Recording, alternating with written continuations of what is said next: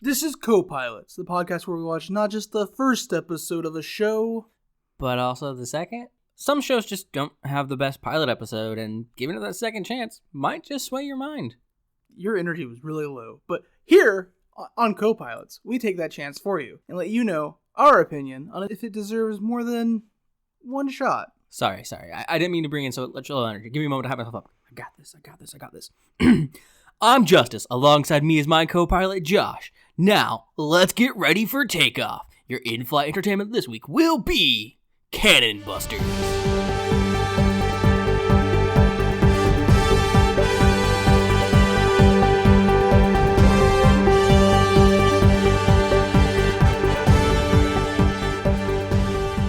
Canon Busters is an anime from 2019. Now, there's an argument that it's not an anime because the creator is an American, but the studio that developed it is a Japanese studio. But it is also based off an American comic book. Yeah. But everywhere I see it, it's listed as an anime. What makes this an anime and not Avatar: The Last Airbender? People are fucking dumb. And the fact that LeSean Thomas has worked on other anime.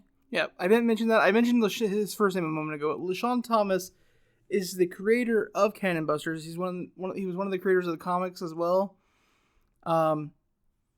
He's known for a myriad of anime and anime-related works.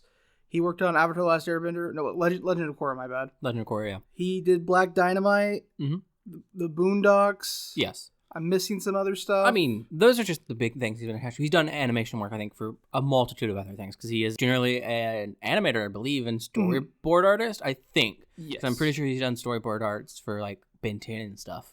Yeah, Ben 10 Alien Force, I think. One of them, I don't know. Yeah. But yeah, no, he's done a lot of animation work, and he has a lot under his belt, and he's just made some really great shit. So. And this is his 2019 show, Canon Busters, which originally started as a Kickstarter for an anime in 2014. Yeah. And eventually got picked up by Netflix, and now we have an entire season and maybe a second season coming. People really want a second season. Having only seen these 2 episodes, I'm on board for a second season. It's easy to say LeSean Thomas has made a work of art here. Like, yeah, I mean, before you even dive into the show, Canon Busters is good. Yeah, give it a watch. Definitely. You can find it on Netflix. Yep. So season 1, episode 1 is entitled High Risk, Low Reward. And we open up with panning across the sky. We see it's over the desert, and we see what looks like a broken planet, maybe? Broken planetoid of some sort. Yeah, a broken planetoid of some sort, and then a smaller planetoid or moon, some celestial body. So we can tell we're clearly not on Earth, or at least as we know it. We're never told exactly where we are. It could be Earth, but it could be an Earth of a different... That's why I said, as we know it. But anyways, we zoom out from the sky, and we see a desert. Yes. Then we see a bug scampering across the ground. It's like a bug lizard thing, right? And we see a lizard scampering across the ground. Yeah. And the lizard eats the bug. But as the lizard eats the bug, a bigger lizard or a snake pops out of the ground and eats that lizard. That's what it was. It's a circle of life, dude. And then that snake lizard gets surprised because there's a giant explosion as the dude gets launched by a giant mech. Yes. Then the giant mech picks him up and asks him about where he can find the nearest town. Yeah. It's just this guy covered in some weapons trying to radio out to people. And he's trying to radio back to, assumedly, his friends that he is on the way. We have no idea who this he is, but... Well, no, we actually get the name because... Well, initially we don't. And then he gets dropped and we see him bleeding and assumedly dying. We are told the nearest town is called Balloon Town, though. Yes. And as he's, like, death gasping, it seems, he says Philly the Kid's on his way, and we see a poster for Philly the Kid. He's headed your way. He's Philly the Kid. Which is just... Definitely a fucking Trigun reference, and I love it. I'm there for it. 100% a Trigun. It's Vash the Stampede! He's headed your way! Is it here before the OP that we get a shot inside of the mech, and we... Yeah, we see him briefly, because before, in my notes, I have giant robot, slash mech, because I'm unsure. And then when he's talking to the guy, I then change it to giant mech, because it is now confirmed there is a person inside of it. Yeah, because we get the person inside, he's like, man, I hope I'm going to make it to town on time. I really got to go to the bathroom. Yeah. Which sets the tone for the show. Yeah. It's not super serious, but man, does it look cool. Anyways, the OP starts. And the music is fucking on point. It's wonderful. So the OP itself starts with just showing us the main characters, like they're prepping themselves, to go out. Like they're grabbing weapons and putting on their traveling clothes and like getting ready to go. And then it starts showing a bunch of other characters and landscapes, and it's all set to one hell of a song. Like, the music in this show is just a vibe all the way through. The song lyrically has a very tight and great rap flow, but musically it's this flowing jazz piece with a more fast-paced beat underneath it to keep up with the rapping, but it's weird and delightful. After the opening, you see a sign above a town that says Balloon Town. And I was just confused because I'm pretty sure that's a place in Fortnite, and I don't think this is a Fortnite-sponsored show. I have no idea. I don't know. You apparently know more about it than I do. I might be entirely wrong, and I don't care. We kind of pan through this town, though. We get just a feeling for it.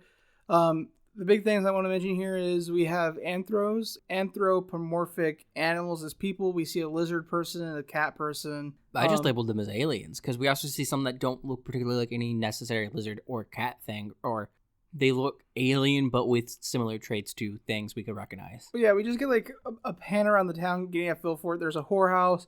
There's these people playing cards. Mm-hmm. And when one guy loses, he gets upset and draws a gun, and the other three guys draw guns and point at him. No, that's not what happens. Because I took a note of this because it was amusing and confusing at the same time. When he loses, one of the guys goes, "I guess you shouldn't have bet your life away." And the other guy stands up, "What?" And everyone pulls a gun on him. He pulls a gun and points at himself, and we pan away, and then we hear a bang, assuming he killed himself. He was betting his life, it seems. I don't know what happened. We then see a weapons dealer. They're selling a bunch of like assault rifles and machine guns and prosthetic weapons and arms. Yes. We then get introduced to Casey, a small robot. We also see some kids stealing stuff because this is also necessary to another note happening for things in the background I made later. Yes, I'm sorry. I forgot about this one. They appear to be stealing like red fruit-looking-ish things. I don't know. We then get introduced to Casey, who's a small robot, and we get introduced to Sam, an android girl. They're looking for Philly the Kid. We don't know that for sure yet, but that's what they're doing. And here, as we see them, a man runs by in the background chasing kids, and I fucking swear, we went back to this several times because we were still taking notes, but I swear the man in the background chasing the children yells, "They're stealing our organs." That is what it sounds like. So, Casey and Sam are just wandering through town. Casey's like, "Gotta figure out where we're going." And Sam was like, "Does that mean we're lost again?" And Casey's like, "Nope. Being lost is not knowing where you are. We just don't know where we're going." It's different. Casey is being optimistic about what lost means. So they find themselves outside of a bar called the Hangman's Bar. And Casey freaks out because there's this classic 1950 Mosbetta. I don't know if Mosbetta is a real car. But I don't think so. It is in the show. But she's also upset. Because it looks like a Cadillac. Yeah. She's upset, though, because it's all run down and somebody painted it like a hot pink. But she likes the horns in the front. Yeah, because somebody mounted horns on. You know, like Doug Dimsdale of the Dimsdale Dimmadome? Wow. His car, you went there. It has horns on the front? I went JBL from wrestling. It's weird that you went to wrestling. That's why I said, wow, that's weird. It is just really weird that you went to wrestling, though, because... Yeah, no, like I said, fucking weird. Anyways. A blue lizard man runs out of the nice little swingy doors for the bar, doors that have never made fucking sense ever. Saloon doors are stupid. But he runs out, and Sam looks excited, and then the guy gets shot, falls down the stairs in front of her, and she introduces herself. Yes, and she introduces herself as Sam, the special associate model from Boudica, a kingdom that is very far away. Yes, and she wants to ask him a question. And then he dies, and she's like... Yeah, he gasps and dies. She repeats her question, and when he doesn't answer because he's dead, she's like, "Oh, you must be fatigued. Enjoy your nap." Yes. And then she walks off into the bar.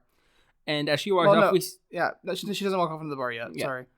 She does walk away a bit, and Casey walks over, holding the paper that they were wandering around with, which made me assume at the beginning it was like a map. It's not. It's a picture of Philly the Kid. Looks at it, looks at the dead body, and it's just like, nope, not him. The man is blatantly not him from far away, but Casey has to compare to a wanted poster. More gunfire, and then 3 more people were coming out of the bar. Yeah. I think it's also kind of important here to note, though, that the Philly the Kid wanted poster isn't detailed. It's a silhouette of a man with big poofy hair and what appear to be tattoos, but they're not detailed tattoos. It's just like swirly symbols to denote that he has tattoos. Mm-hmm. So these 3 people run out of the bar, and Sam ends up going into the bar. The camera pans through the bar, And it's just a murder scene. Like, there's a bunch of dead people scattered throughout the bar, and there's this gang of bounty hunters. And they got a guy cornered at a table, and they have a Philly the Kid poster, and they think this guy's Philly the Kid because he's got big hair. Yes, and he has some tattoos. The head of these goons, as I've referred to them, is this big towering guy with a giant metal arm, a cigar, a weird beard that goes off. No. A cool beard. No, it's weird. No, cool. It's a cool beard. Don't be like hating on his facial hair. It looks great. I mean, it can be weird and cool at the same time. I think that's the majority of the show. Weird and cool at the same time. And he is holding a gun to the guy's head and accusing him of being Philly the Kid. And the guy's just like, no, I'm not. I'm a bounty hunter, just like you guys. Come on. And then Sam also mistakes him as Philly the Kid, and she like slides through this gang of bounty hunters and is like, "Hi, I'm Sam, the special associate model." Yes, special associate model from the Kingdom of Boudica. And I'm here to ask for your help. I have no interest in the bounty. Over there's my friend Casey Turnbuckle. And we see Casey is fixing an old jukebox in the corner. We also learn here that Philly the Kid has a $10 million bounty on his head. Yes. And that Sam just recently met Casey as of 3 days ago. Yep. And as we're dealing with this whole mistaken identity situation, a guy with really spiky hair and tattoos walks out of the bathroom. Yes. And one of the goons just blasts him in the chest. He's like, immediately. And he's like, Typhoid, who is the woman of this bounty hunter group, I thought you said that the bar was clear. And she's like, well, I didn't check the men's room. No, the guy's like, why didn't you check the bathroom? She's like, why didn't you check the guy's bathroom? She's like, I'm a lady. Woman? Yeah, I'm a lady. Yeah. So they just shot this dude, and they're continuing to argue about the fake Philly. And we learn here from one of the lackeys, as Sam's continuing to talk to the fake Philly, and about how she needs his help because Boudica stuff. One of the minion goons, as I've referred to them, big guy with metal armor as boss goon. Everyone else is a minion goon. Says, wasn't Boudica just like destroyed a bit ago? So apparently this entire kingdom she's from was just wiped out rather recently. Yeah, we also learned from the gang that Philly the Kid is unkillable. Yes. He apparently can't be killed. And then the guy they shot in the chest stands up with a giant hole in his chest. Complaining about being shot in the chest. And as he's complaining, we see his giant chest / torso wound. Just like, really? Someone just took his entire torso, hollowed it out for the most part. We see that heal back up, and the number 22 now appears. And he's like, on his chest, yeah. Man, I died again? Yeah. Yep. So every time he dies, he gets a new tattoo and comes back to life. Mm-hmm. So the gang starts shooting at Sam and Philly, and... Well, they don't start shooting at Sam and Philly just yet. The goons look confused, and then Sam is immediately over there introducing herself yet again.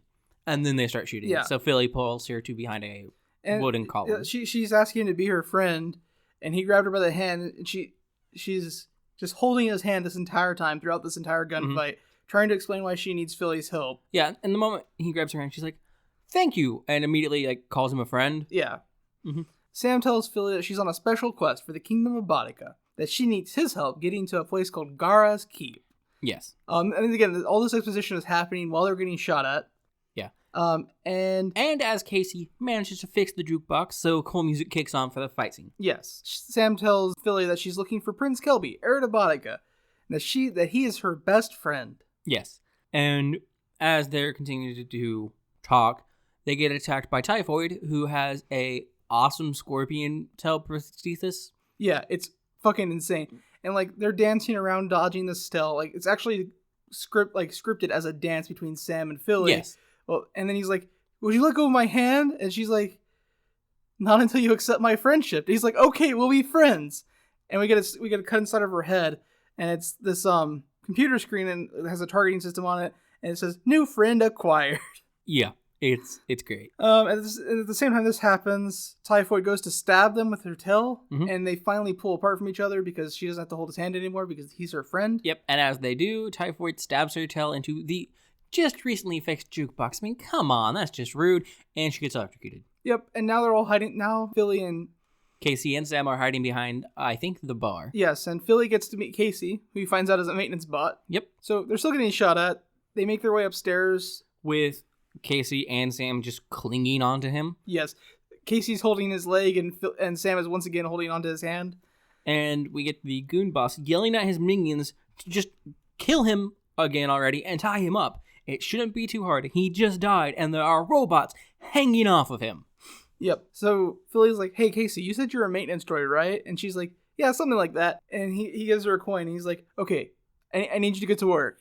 And he throws her out the window. Yes. And she lands in that pink car from earlier. Mm-hmm. And she immediately starts complaining that it's dirty and cluttered. Yep. And we also see this jukebox thing next to the steering wheel where she's supposed to put the coin. But we'll get to that in a second. It's not a jukebox thing.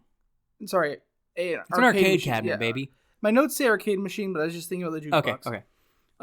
You're fine for now then, I guess. Back inside the bar, the gangster's like, well, if you guys won't take care of Philly, I'll do it myself. And his arm that had a little cannon hole becomes this giant monster of a cannon. I mean, just briefly real quick, I'd like to note, the prosthetics in this show are like really varied because this guy's a giant cannon arm. There was Typhoid with the scorpion tail, and there was a guy here we see briefly before the boss tells him to just whatever hero himself, who his legs split into 4, so he becomes like Spider dude? Spidery dude, yeah, but only with 6 limbs. And he can climb up walls and stuff. Mm-hmm.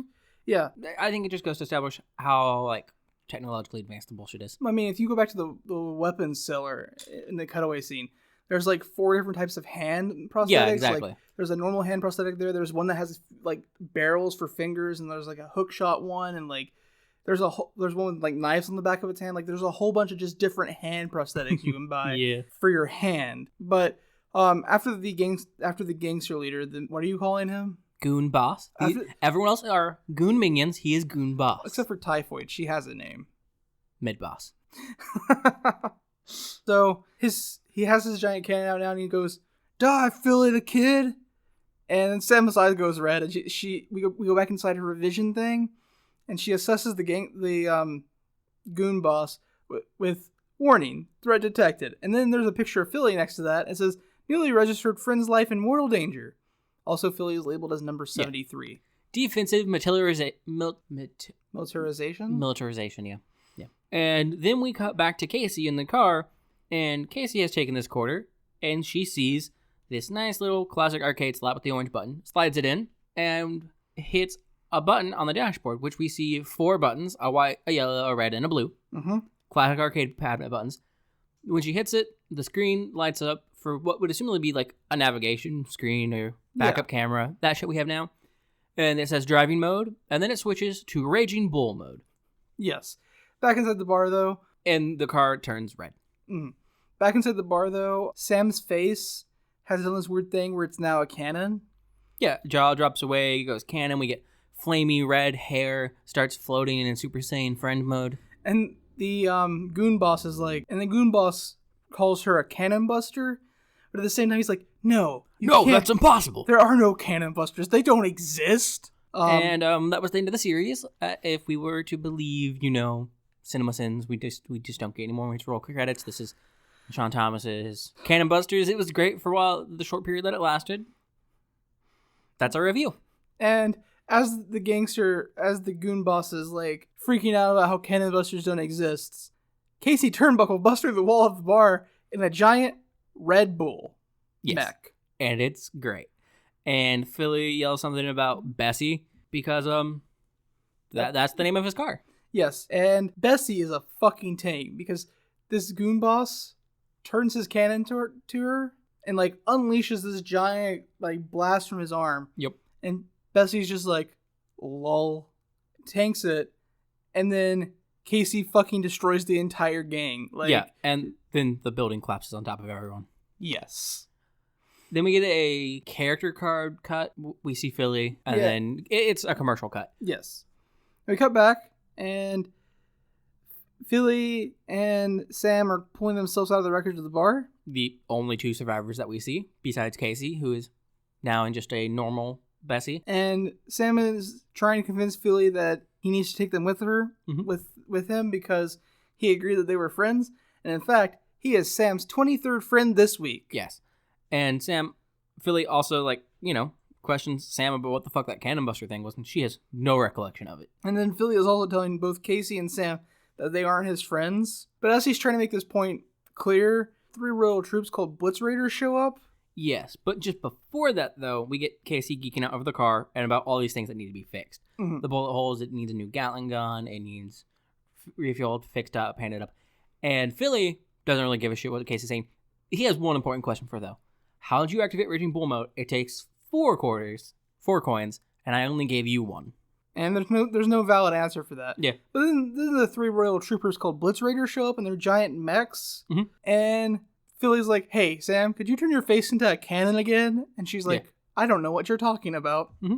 So all 3 of them are in Bessie, and now they're being chased by Blitz Raiders. Yeah. We get a little more exposition here while this chase is going on. Blitz Raiders are apparently looking for Prince Kelby. They are royal mechs for the Kingdom of Boudica. They're looking for Prince Kelby, or so they assume. They don't entirely know. Yeah, they also don't know why they are being chased. They just know that they lost these guys a few days ago in the desert, and now they're back. Yep. So Philly's like, can't you talk to them or something? Well, they managed to get rid of one mech before he has Sam try to. Yeah, they swerve it off, and it hits a building or something. Mm-hmm. I think it's just a pole. Yeah. And Sam's standing up on the back of Bessie, and she's like yelling at this Blitz Raider who's right on their tail. She's like, I have already logged your ID numbers, and I will be filing a complaint when I find Prince Kelby. And then they shoot at her. And we cut from there briefly back to Hangman's bar, and we see Goon Boss pop his head out of the rubble. And, he just says, you haven't seen the last of me, I'll be back, blah, blah, blah, blah, blah, blah, blah, whatever. You haven't seen the last of me, Philly the Kid, I'll be back. Yeah, there's a bunch of Trigun references in this show, and I'm here for it. Mm-hmm. It's so good. So they destroyed the first one, like you said, by running into a building or a pole. Yep. And then Philly hits the brakes on the car. Well, one is like right up on his butt, and it hits the back of the car, flips over, and like tumbles and blows up into a water tower. Yes. It is important here to vaguely note that just before that, they turn into like car-like things. They don't turn into cars, but they get down on like all fours and now are rolling. Yeah, more IGPX than cars. Yeah. If you don't know IGPX, fucking watch IGPX. Mm-hmm. And then Philly's like, I wouldn't be Philly the Kid if I didn't have a trick up my sleeve. And he opens up the Gatling gun on Bessie. Turns around, it goes to fire, and it doesn't work. Yep, it doesn't work. And Casey's like, I told you need a new Gatling gun. And Philly's like, shut up and find a quarter. Yeah, so they're all searching through Bessie for quarters. And, your stereotypical main protag from, like, a space western, because it's like every anime space western I see, the main male protag is always vaguely pervy, but they never, like, outright and say it, except for Space Dandy. So that, they come across adult magazines, women's undergarments, blah. Establishing that Philly likes women. They do find a quarter shortly after they exit the town, and right before they fall into a giant ravine. Yes. We see them sliding them in, and it appears that they did find 4, but we only see them find 1. Mm-hmm. And the last one goes in, and Raging Bull mode doesn't activate. And Casey's just like, it seems one of these quarters might have been counterfeit, after all. So Philly starts slapping the arcade machine console. Yeah, just as the last mech jumps on top of the vehicle. And then it turns into Raging Bull mode. Mm-hmm. And they throw the Blitz Raider into the ravine. They punch it a few times, then throw it in the ravine. Yeah. And it blows up. Mm-hmm. Then they're celebrating at the top of the ravine. When, oh no, the very edge crumbles and they slide down. And I was like, oh, obviously they slide down. This is where the next episode is going to start. Yeah. But then they stop and they're actually climbing back out of the canyon. I'm like, oh, cool. Cool. That was a good fake. Yeah. And then they fall. Because the handhold gives away. And we cut to the Indian theme as they're falling into the ravine. We don't actually see them land. The Indian theme is also fan-fucking-tastic. It makes me feel happy. The Indian theme makes me feel good. Yeah. So most of the art's still, but it's vaguely more like oil painting-esque. It's not. But. Yeah, it's a bunch of still images. We don't have a lot of context for them right now. Though one appears to be assumedly the creation of Sam. Yes. We also see what looks to be Philly's parents and a young Philly playing with them. Mm-hmm. We see who I'm assuming to be Prince Kelby, which I later confirmed in the fucking credit, basically, with his father and some cool night-looking people. And then we see Sam and Kelby together holding hands, sitting and looking out over a kingdom, assumingly Boudica, proven to be Boudica in the next episode. And we see a locket that has Sam's face and Kelby's face in it. Yeah, but you forgot one of the most important, still images of the Indian. Did I? Yeah, it's 3 still images back to back. First it's some birds, and then it's Casey, and then it's Casey chasing birds. How do I know that's where you were going? It's the only one that looks like animation because it's moving that picture of Casey along. It's so good. Yep. Uh, And that is the end of the episode. it is. It is. So what are your thoughts on Canon Buster, episode 1, high risk, low reward?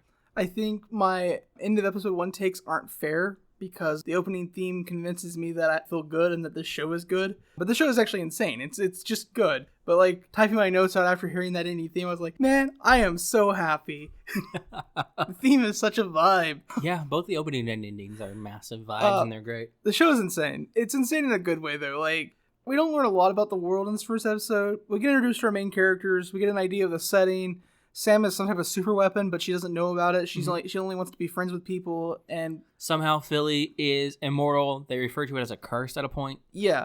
And then Casey's just a maintenance bot who has a love for classic cars and cool technology. Yeah. Like, it's not a lot of information. There's a lot of mechs. There's possibly alien species or just different species for this planet.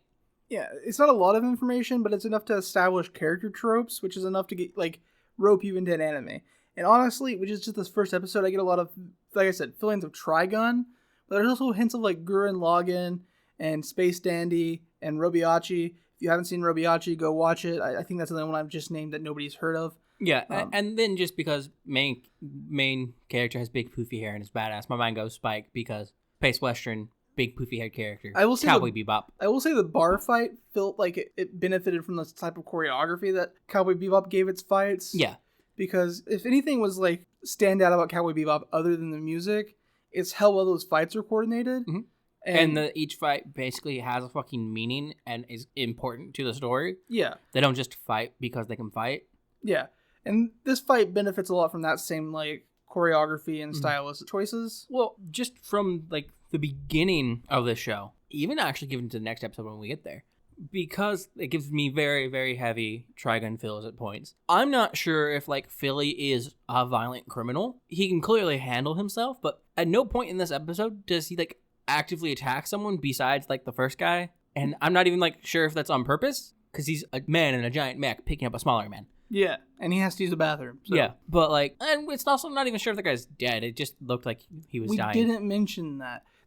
Throughout the entire part of the bar fight, there was a running joke of Philly being like, I just wanted to use the bathroom. I guess this is what they do to customers. Yeah, you have to buy something. You have to be a paying customer or something like that. They were really serious about having bathrooms only being for paying customers, weren't they? Yeah, it's a whole running gag throughout the entire bar fight. And that he should ease up on the curry because apparently it cost him his life. Yep.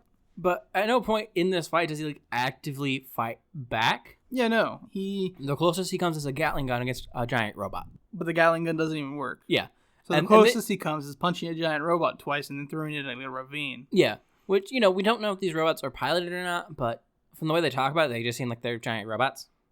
Casey says that they're programmed to inflict maximum destruction. So that would imply that they're not piloted. So because Casey gushes about them throughout the entire chase. She's like, aren't they so cool? They're programmed for maximum destruction.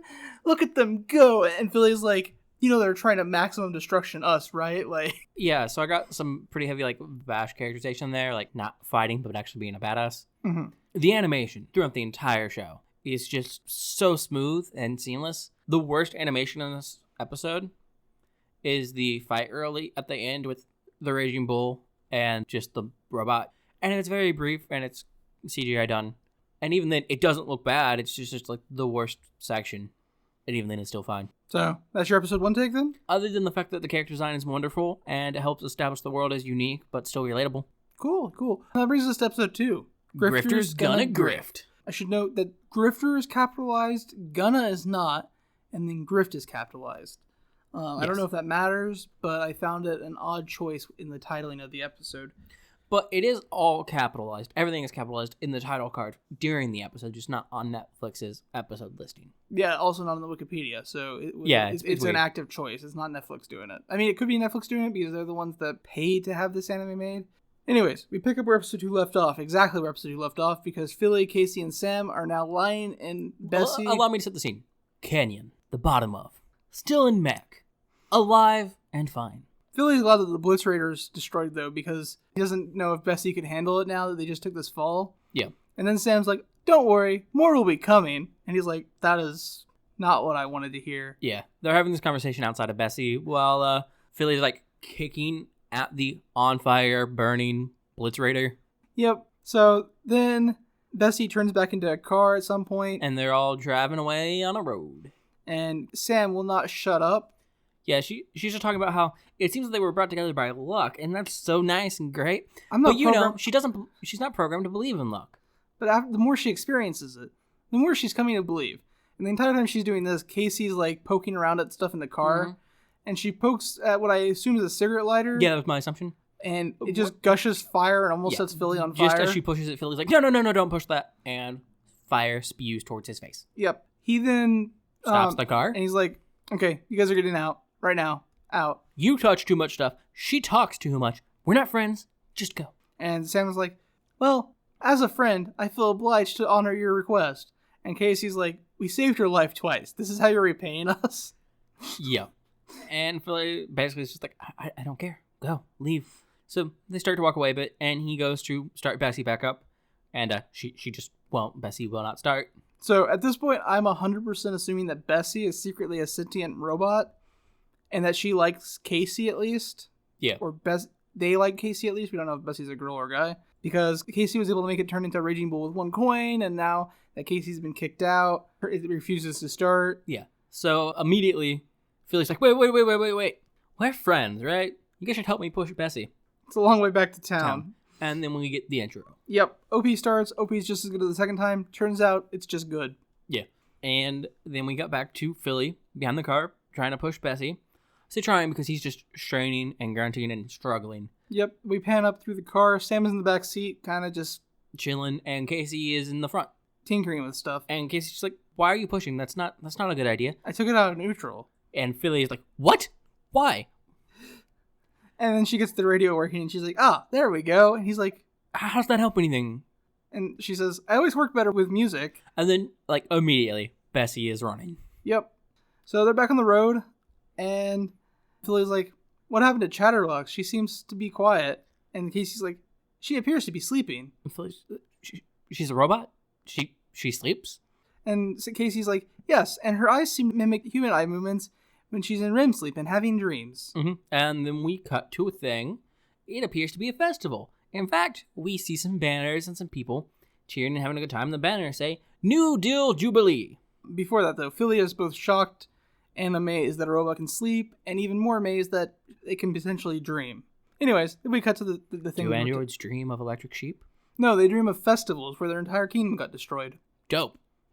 Warning, spoiler, the entire festival is a flashback, and it's the destruction of the kingdom of Bodica. Yeah, we're in Sam's dream now, and we're introduced to the festival, celebrating the 50th anniversary of the New Deal. And the liberation of the 5 kingdoms, plus Prince Kelby's birthday. Yes. The king is giving a speech about all of this. His name is King Bulgar. And King Bulgar tries to introduce the crowd to his son because it's his birthday, so on and so forth. So he turns to his attendants, and we just see a really nervous, terrified looking man just like, he's not here? And then we cut to Sam and Kelby sitting at a tree. Wait, okay, never mind. That's not right. They apparently spend a lot of time in this tree, though. Yeah, literally to the point that Kelby says that it is perhaps his best friend. Wait, sorry, besides you, Sam. Yep.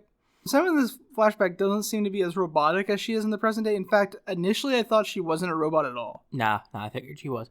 But they're sitting in this tree that appears to be on top of a cliff, looking out over what appears to be the entire kingdom of Bodica, which appears to be one massive city, then connected to smaller, like, outlying satellites by giant bridges. I don't think it's the entire kingdom, but it's definitely, like... the capital, at the very least. The capital and, like, a bunch of satellite, like, suburbs. So, from, like, the way the show is set up, just from what I've seen so far, given the fact that we have, like, Balloon Town, which is a small city, I feel like we probably have, like, major kingdoms and then outlying, like, outposts, because we literally get something called an outpost and cities throughout, but the kingdoms are probably, in my assumption, like, massive cities, like, a kingdom. Yeah, from an RPG or something. And while they're talking in the tree, the one big thing that comes up is apparently Bodica conquered magic, and it's somehow related to this New Deal festival. Yeah, so Kelby's talking about how they always chill there, and, you know, he's super safe. The kingdom is super safe. In fact, he is so safe because there's a secret stronghold for royals called Garrus Keep that, you know, if anything ever happens, he'll be taken there. He's never been there, but apparently it's super safe. Which is probably why she thinks he's there now. We don't know he is there now, but this whole scene is probably why she thinks he's at Garrus Keep. Yeah. Also, we learned that Kelby dislikes his father because his dad runs a kingdom and doesn't have as much time for his family. Yeah, and Sam's is like, serious. but he's such a great king, brave and respected and powerful. And Kelby's like, oh, that must be part of your programming. Yep. So we learn that she is still a robot here, but yeah, he kind of just questions her beliefs and decisions because they could be part of her programming. Which fair if you have a robot friend. Yeah, fair. And then Sam shows a locket that she made him for his birthday. It is actually 2 pendants that form a locket together. Mm-hmm. One has a picture of Kelby, one has a picture of Sam. He gets the one with Sam, she gets the one with Kelby. They're not pictures. They're not pictures. They're Harry Potter photos. They're GIFs. No, I like mine better. They're magic. We know magic exists. They conquered it. They conquered magic. Just to make moving tiny photos. Yeah, so she gives him that locket, and then we cut back to the festival, and there's a giant robot. Yeah, we cut to the streets, to the people. There's some kids running. One falls, loses a balloon. It floats up into the sky. Past giant robot's face. Oh, when did the giant mech face get there? But the giant robot has like this long flowing energy hair. It's Super Saiyan 3 Goku energy hair. And then it starts shooting giant lasers, and like we see the giant laser blow up and like vaporize people. Well, we don't see that here. We see it fly, and just as it's about to hit something, we hear a bang, and we cut to Sam waking up, and we're back with Philly. Oh, yeah, that's my bad. Yeah, and Philly has some guy at gunpoint talking about how they shouldn't try to ambush him. He's Philly the kid. And then this guy pops out with what looks more like a shotgun. Philly just immediately shoots him in the hand. Yep. Well, I don't know if he shoots him in the hand or if he shoots him in the gun. There's no blood. So, and the show hasn't been hesitant about blood. But later, we get someone complaining about being shot in the hand. And his hand gets bandaged, and then the guys... Oh, no, we don't know if he shot him in the hand. Like, his hand could be being bandaged because of any number of reasons when the gun you're holding is hit by a gun. Yeah. But, like, it states, like, a few more times that he got shot in the hand. They might just be exaggerating. Yeah, like... But yeah, Philly doesn't kill either of these guys who were pointing guns at him. Because this older lady walks out, and she's like, don't, spare my boys, please. You wouldn't shoot an older woman, would you? And she's like, actually, I guess you probably would. My name's Hitch. Mama Hitch. And these are my boys, Joe Bob and Bob Bob. Mm-hmm. So at this point, there's kind of this awkward tension between Philly and Mama Hitch, and Sam intervenes and introduces herself, Casey, and Philly to the bandits. Mm-hmm. Because they're definitely bandits. We also get introduced to Serena, Mama Hitch's daughter. Yes. And we learn that supposedly Joe Bob and Bob Bob only attacked him because they got all worked up thinking they were marauders. Yep. Philly, when he's introduced to Serena, goes from being totally against the idea of being involved with these guys Staying at all. here, having them fix up their car, hanging out. To being completely on board. Yeah. So Serena and Philly go into the bar, which is where Mama Hitch and Serena walked out of. And Sam, Casey, and Bessie head off with the Bobs. Yes, Joe Bob and Bob Bob. To fix the car. Mm-hmm. And in the bar, Philly is trying to flirt with a lot of unnecessary contact and just overly creepy. Yeah. And Serena gave him a tea, and he's like, I'm not much on tea. I was hoping that this is a bar. We could be drinking something a little more. Yeah. There's actually something that got mentioned here, and then actually does come back up later. So my meaningless notes actually matter for once. Oh, okay. Philly, when he's making unnecessary physical contact, grabs her waist where she's wearing a skirt, and he compliments the skirt and like how nice it is. I'm like, well, that's a Chekhov skirt. I don't know why. A Chekhov skirt. Yeah. I'm not wrong, am I? No, you're not. So when he talks about how he wishes they could be drinking something a little stronger, she pulls a flask out of her bag, and she's like, I got something. And she pours it just into his cup. Mm-hmm. And he like downs it all in one go. We see he's looking at her for a moment, and then his nose starts to drip blood. And then he starts coughing blood. Mm-hmm. She poisoned him. Philly dies. Yeah. She mocks him, saying she's hoped he's learned a lesson about flirting from that. Well, from being a creep. Yeah, for being a creep.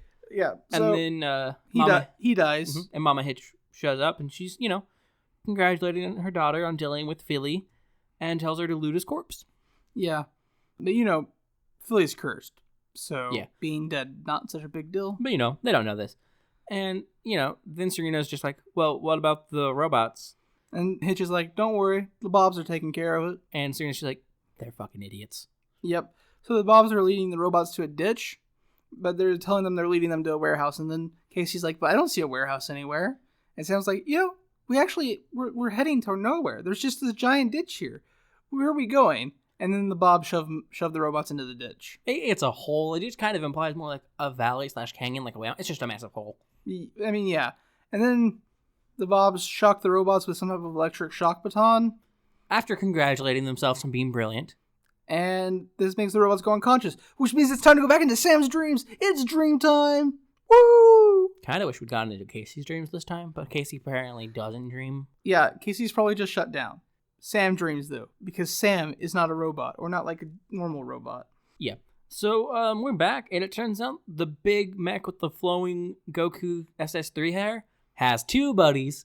It also turns out that when that laser hit that small island that it shot at, it blew it the fuck up. It vaporized everybody. It just like, whoosh, people are gone. Yeah. Also, the big robot that we saw has an eye on its chest, and the Bodica defenses are mostly robots. Mm-hmm.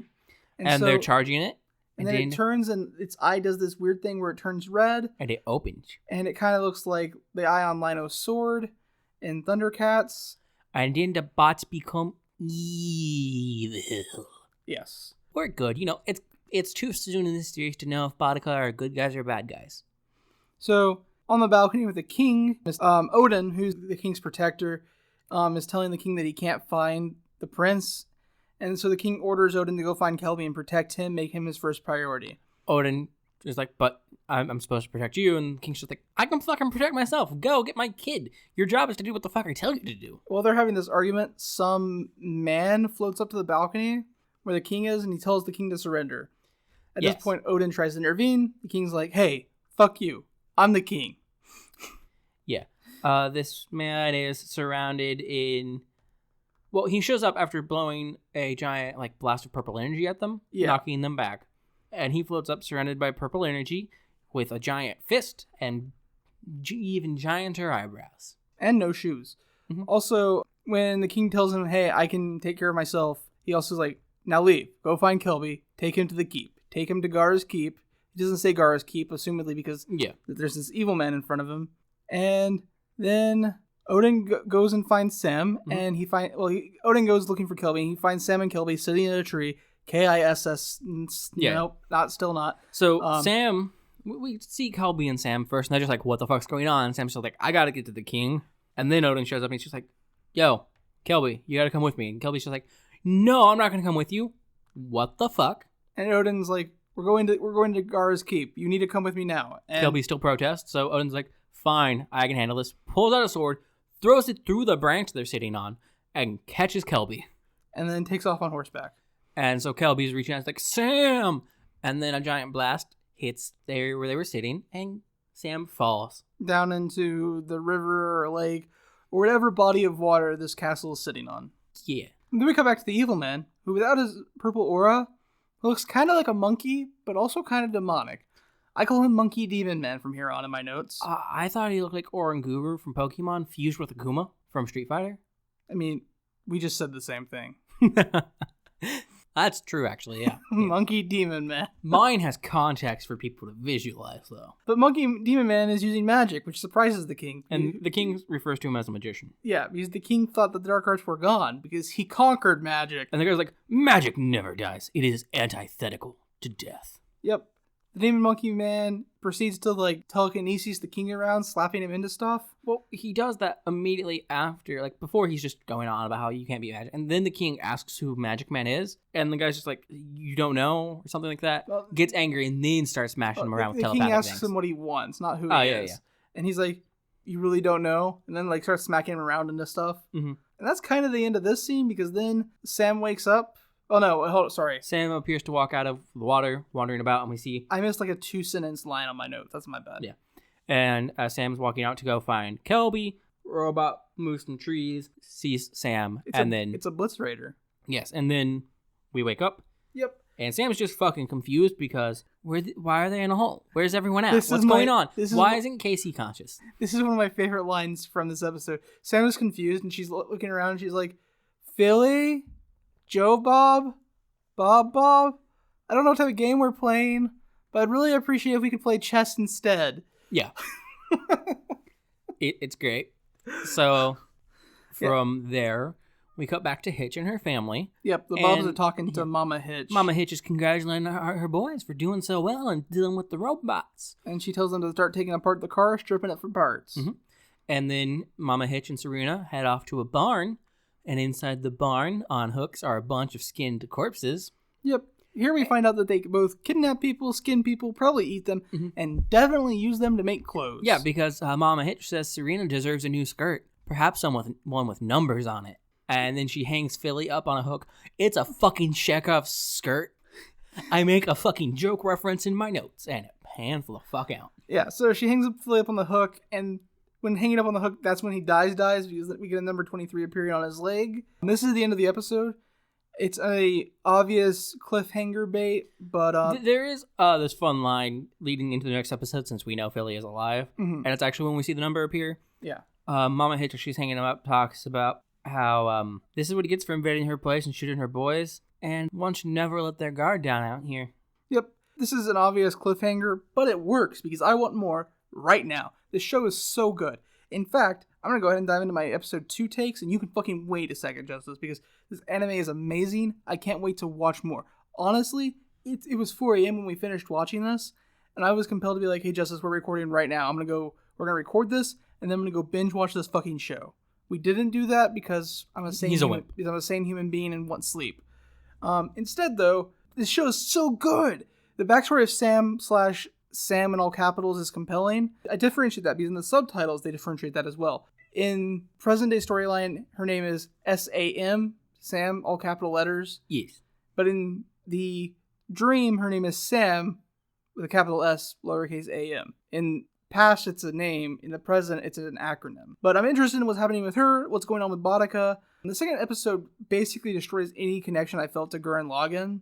Which is fine. But it also still has like a little bit of Robiachi in it, and a lot of bit of Trigun in it, and it's so good. It's obviously its own thing. It's drawing from this myriad of other works. Trigun, Robiachi, probably not drawing from Robiachi. Robiachi came out the same year this did. But like the Cowboy Bebops, the Triguns. Space Dandy, because literally the guy in charge of mechs was in charge of mech design and robot designs for Space Dandy. But like what we get out of all of these like myriad of inspiration is an obviously original work that is both compelling and interesting on a myriad of different levels. I can't wait to watch episode 3 because this show just has me hyped. Like, I'm super excited for this. It looks great. Yeah, no, that's basically everything I can say about it as well. Like, also, the music is just solid. That was the one thing I had left to say, and I was about to say it, and you fucking took it from me. Yeah, Canon Busters is good, isn't it, Justice? Are you upset because I just gushed about this show? The more I think about it, the more Philly is just Vash. Yeah, except instead of being a plant person... We don't know he's not a plant person. They're both immortal. They can't die. They're both mysterious wanted men that no one can recognize on sight initially most of the time. Vash can die. Philly can probably die too. He's cursed. If you lift the curse, he can probably die. Vash only really dies if you can equivocally reverse his curse that he doesn't actually have, but you have to kill him in one specific manner. I mean, if you just, like, annihilated all of Vash at once, say with an atom bomb, he'd die. I mean, I would assume that probably works for Philly as well. We don't know that. He's just cursed. Yeah, we don't know that about Vash either until, like, the very fucking end of the series. Yeah, so, show's good, yeah? Yeah, absolutely. And I fucking love Bessie. I'm so excited. I like mechs. I wish I liked Transformers, but Transformers is bad. So they gave me a good Transformer that I'm on board with. You know, one of my favorite things about space shows is how the ship becomes part of the cast. Yes. Like, it's very obvious in, like, Bebop, where the show is named after the ship. In Robiachi, in Space Dandy. What's the one I'm thinking of? That Firefly? Yeah. Like, Firefly... Eureka 7. All of these shows, the ship is part of the cast. It has its own personality and like really any mech from any mecha anime, the mech itself is a character. And Bessie is obviously a character. She's not just a car. She's her own character, and I still think she's sentient. And it's not 100% even like a if canon she's thing. not. She's this really cool looking car that has an arcade interface for some reason that turns into a giant raging bull mech. Bipedal bull mech, so more of a giant raging minotaur, but it's fucking awesome. You can keep talking. That's basically all I've got. Fucking, like, watch Canon Busters. It's fucking fantastic. You know, Honestly, LaShawn Thomas doesn't get enough credit for all the shit he does. I was just reading about him in prep for this episode. I know we don't typically do that, but he is the first American to be brought on board as a full-time member of a South Korean animation studio. Yes. Which is insane, right? Like, yeah, no, it's fucking amazing. And he does kick-ass fucking work. But anyways, I was honestly just trying to fill time to find out if we had any new iTunes reviews to read. No. We don't. Nobody likes us. I don't like us. That said, though, if you want to leave us a review on iTunes, we will read it out on the podcast, give you a little bit of a shout out, even if you leave us a 0 or 1 star review. I don't know if you can leave 0 stars on iTunes. I have no idea. Teach us. Show us. Please don't leave 5-star reviews. We'd love you forever. But if a review isn't how you want to contact us and you have something you directly want to tell us, you can reach us at copilotsreview@gmail.com. You can reach us on Twitter at copilotsreview. Or you can find both of those links as well as a link to our Discord at copilotsreview.simplecast.com. That also has a convenient button that takes you to iTunes. You don't have to listen to us from there, but there you can also type in a review, despite never having listened on iTunes, because, let's face it, Apple's bad. I think the important thing here to know is you don't have to listen on iTunes to review on iTunes. You can just have, as long as you have an account, which you can just make, they're free, you can leave a review. So you could do that. It'd be cool of you. But until then, this was Copilots. It was nice flying with you. Please fly again soon.